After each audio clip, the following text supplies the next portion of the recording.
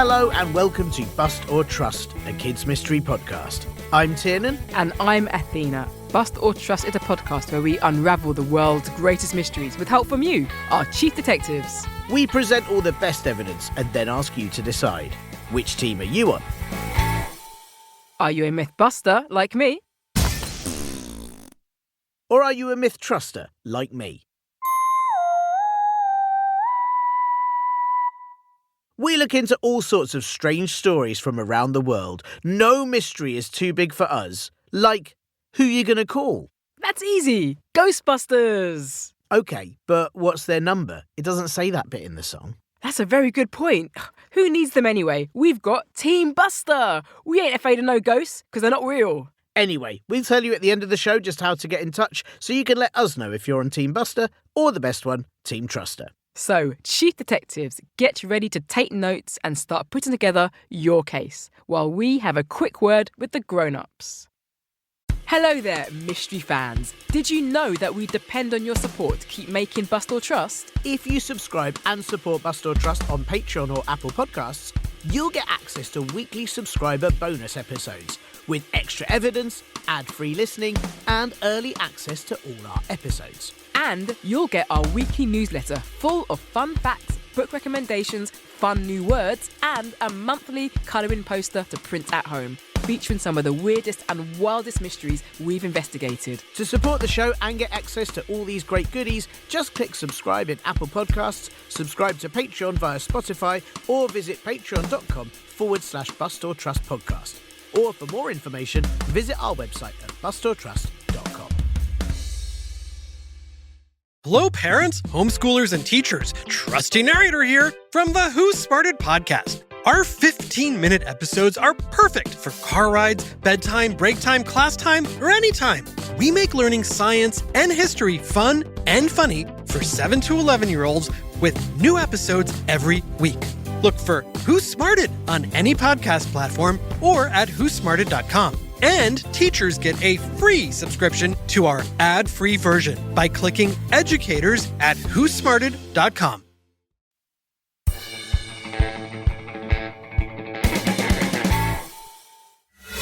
The case.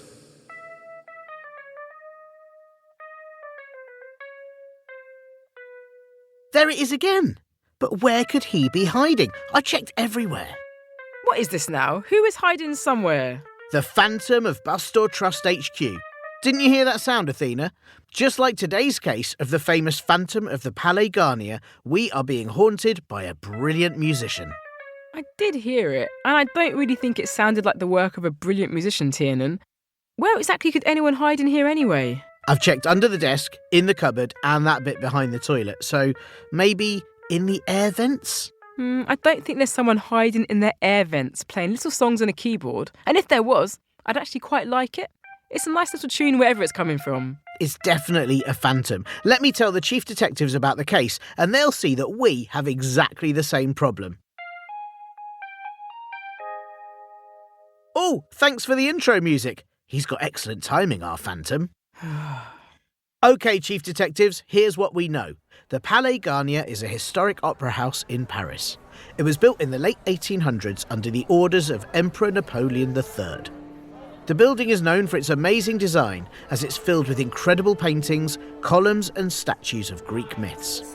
The designer, Charles Garnier, who the building is named after, used a mix of marble, bronze and special rock called porphyry, which contains crystals. The ceiling in the main hall was painted by Marc Chagall, a very famous Russian-French artist. All of this gives the Palais Garnier a theatrical and impressive look. It's said to be the most famous opera house in the world and a symbol of Paris.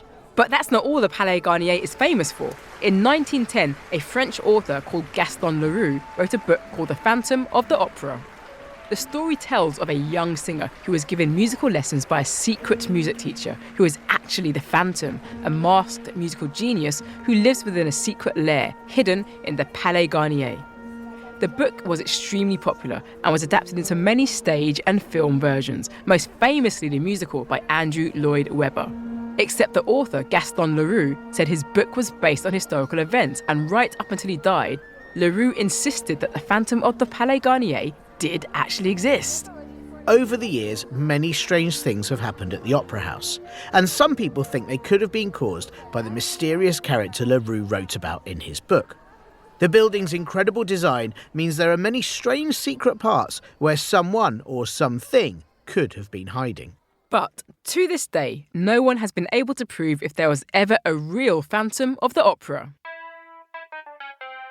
Okay, yeah, that was good timing. Thanks, Buster Trust Phantom. So, Chief Detectives, you have to decide if the Palais Garnier was haunted by a mysterious musical genius or not. Time to compose yourself, Tiernan, and bring us some evidence. OK, let me warm up my voice for a minute. La la la la la la la. I'm ready.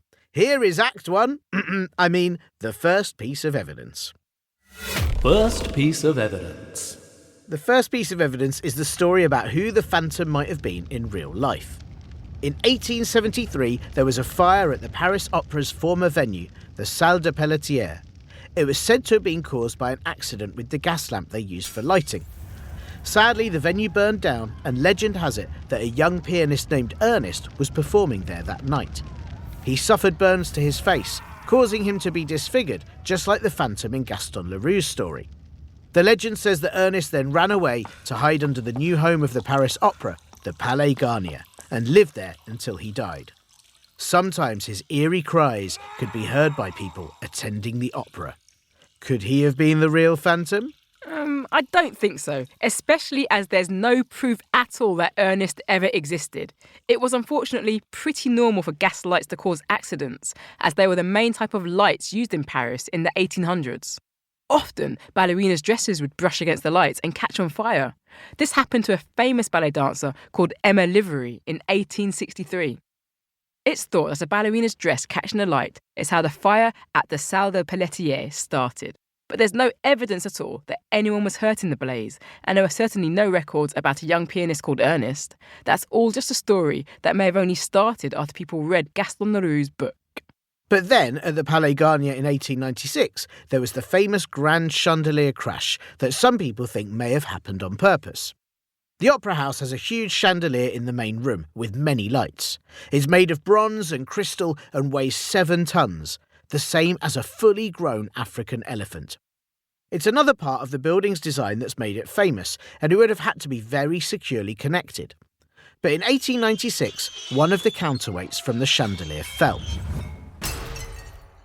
A counterweight is a weight that's carefully attached to a chandelier or other hanging item to keep it balanced and in place. Could someone, for example Ernest the pianist, have tampered with it? As you can imagine, the counterweights on the chandelier at Palais Garnier were quite large and very heavy. So when it fell, it landed on a woman sitting in seat 13 and she lost her life. That was a terrible accident and nothing more. Unfortunately, accidents do happen. That is not proof that a Phantom of the Opera existed. Maybe it was an accident, but it was very strange that it only fell on the seat with the unluckiest number, rather than anywhere else.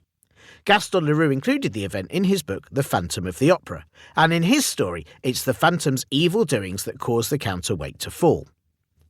It's also said that after that chandelier incident, a mysterious figure demanded 20,000 francs from the Paris Opera's board of directors every month.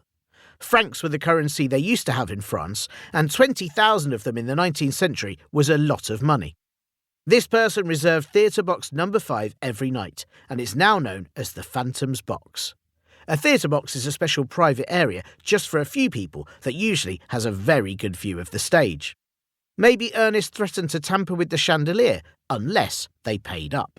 Again, there is just no proof for that story at all. I'm sure having a Phantom's Box helped make the venue more mysterious and made sure people were even more excited to buy tickets. But so far, all you've given me are 2 made-up stories and a sad accident. None of that is proof that the Phantom was real. But there are many elements of the Phantom of the Opera story that are really, really real, as you'll see in Act 2. Piece of evidence number 2. Second piece of evidence. The second piece of evidence is just how much of Gaston Leroux's story about the Phantom has come from reality. For a start, many parts of the Palais Garnier that are mentioned in the story do actually exist. While some of these the author would have known about by visiting the opera house, others were secrets of the venue only discovered much later. For example, there are hidden passageways at the Palais Garnier, just like the ones the Phantom uses to hide in during the story. There are 2 secret corridors which lead from the belly of the opera house basement and wind up to the 4th floor with a very thin metal ladder. But one of the tunnels is used to evacuate rainwater from the building. That's not very spooky, is it? How scary would the Phantom be if he was always soaking wet?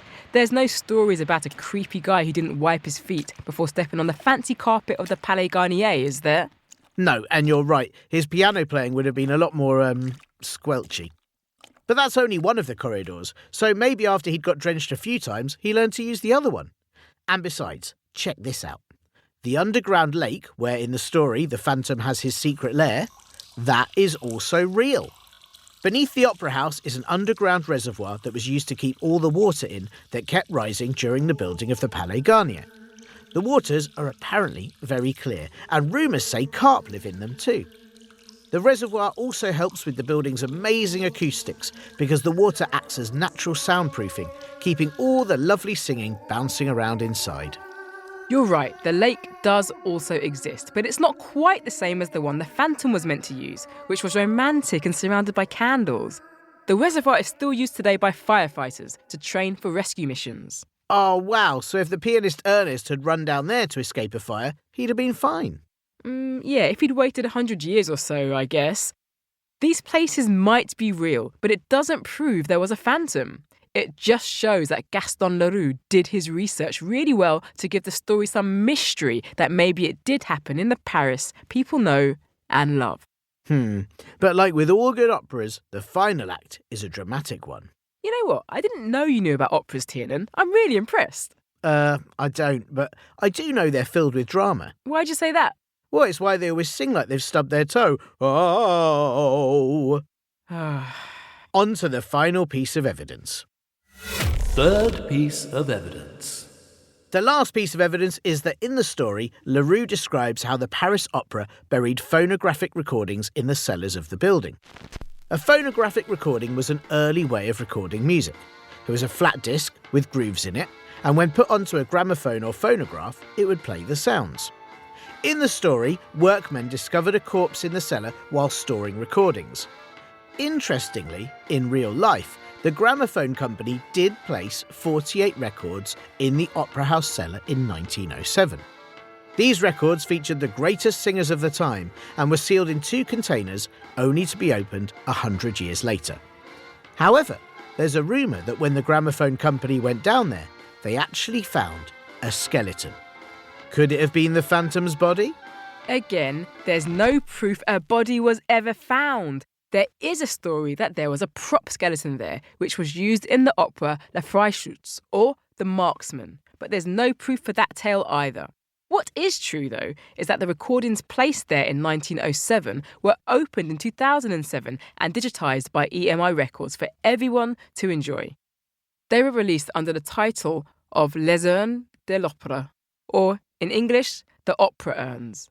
But I'm afraid, yet again, none of that even comes close to showing the Phantom of the Opera is anything more than a great story.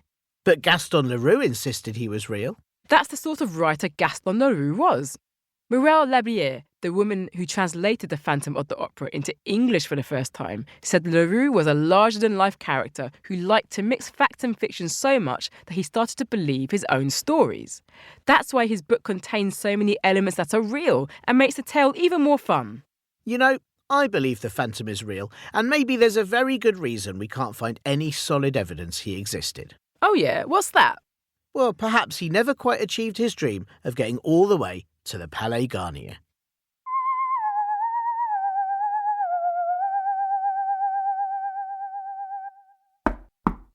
Ah, that will be your new music teacher.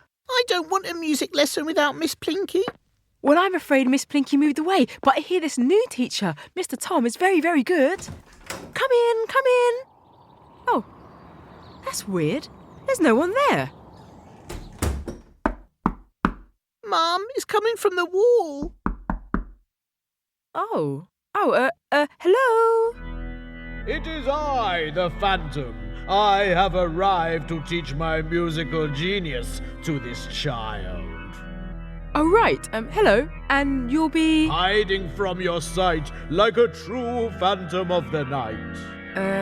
Now let the lesson begin. Child, play me your finest piece of music. Mum? Go on.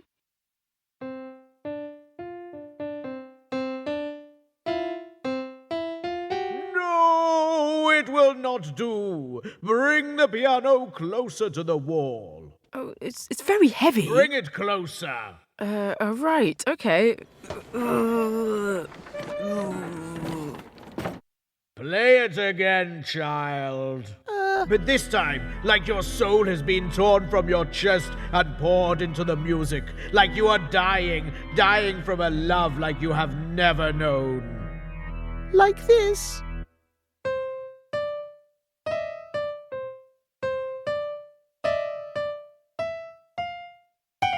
No, it can't. No. What was that? Oh, that's weird. The light bulb just fell down. And it will happen again unless you appease the phantom. I don't want to learn piano anymore. Mr. Tom, I'm not sure this is working out. No, it's not, is it? Thanks for coming. Can I give you a lift home? It's okay. I live in your basement. What? Sorry, it's very dusty back here. Oh, is that a rat? Oh. Mum? I think we might have to move house.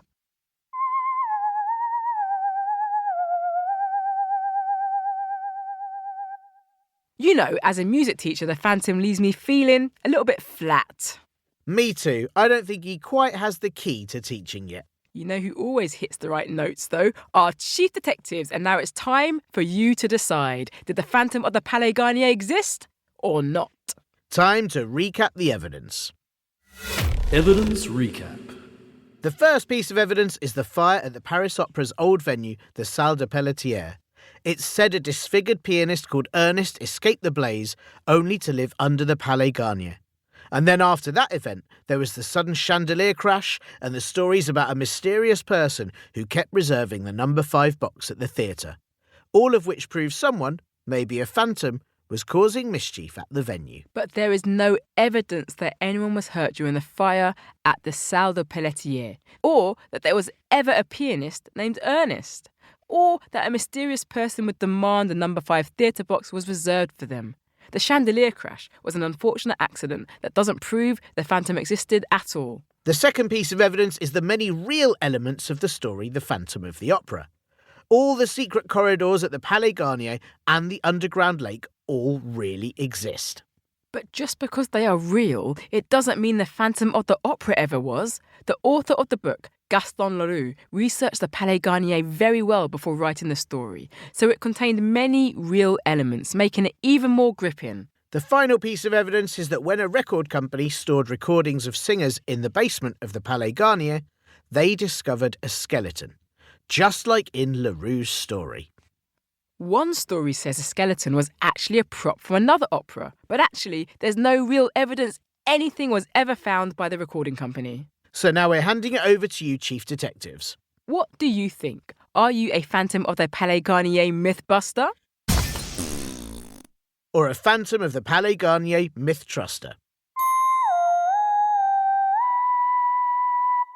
Get in touch and let us know your thoughts, and most importantly, which side you're on. I can hear a chorus of winning team trusters. I don't want to make a song and dance about it, but this is one for Team Buster. Again, send us your voice notes with an explanation of why you're a myth truster or myth buster when it comes to whether you believe the Phantom of Palais Garnier existed or not. All you have to do is ask your grown-ups to help you email us your voice notes or thoughts to hello@bustortrust.com. Tell us your name, age, what you think all the evidence means, and please make sure your grown-ups give us permission to use your voice notes or emails in our next episode. We won't always be able to use all of them. But we do love to hear them, and here are some thoughts from you lot, our chief detectives, on the last few episodes. Hi, Athena. Hi, Tiernan. I'm Rupert, and I'm 6 years old, and I'm a truster on the vampires, because basically there's something called a common vampire bat, and it's basically half a bat and half a vampire. And it needs about 2 tablespoons of blood each day, and then to make it light again, it urinates it out, and then it's nice and light and it can fly, and then each day it carries on again and again. Bye. Thanks, Athena. Thanks, Tiernan. Rupert, I did not know that vampire bats have to wee so that they can fly again. I'm worried now that if we go out late at night, there'll be vampires flying in the sky doing big wheeze everywhere just so that they can take off. That's actually more scary than them biting me. We thought it was raining today. What if it was vampire wee? It could have been vampire wee. This is evidence we didn't look at, Athena. I can't believe it. Hi, my name's Elliot. I am 9 years old, and I am a myth buster on the vampires, because if there were vampires, there would be a lot more than them. And if there were vampires, then no one would be saying it was a myth, because they would have most likely seen it with their own eyes. Bye.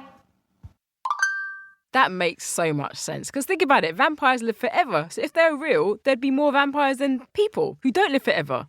Hang on a second, Elliot. I do like your reasoning, and I think you've thought about this, but vampires can only come out at night, so they're only around after you go to bed. So how are you going to know if they're there or not? Thank you to our brilliant chief detectives. You are fantastic listeners, and we make a great team. And if you enjoyed the show, please follow us on Apple Podcasts, Spotify or Amazon Music, or wherever you listen to your podcasts for more great episodes. We love to hear what you think. So please do rate and review us on Apple Podcasts and Spotify. It helps more detectives find Bust or Trust. And of course, we'll read out some of your comments on the show.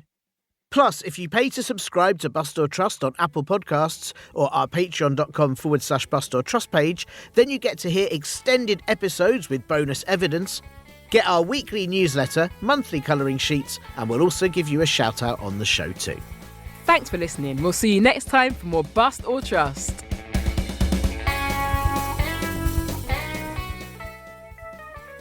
There it is again! I think I know where it is. Help me pull the cupboard to one side.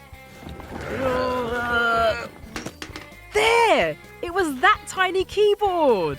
Yes! I've been looking for that for ages! Finally! Uh-oh, finally what? It's time for Phantom of the Popera. La la la la la. Ooh yeah, la la la la la la. Oh, I'd prefer it if we did have a phantom.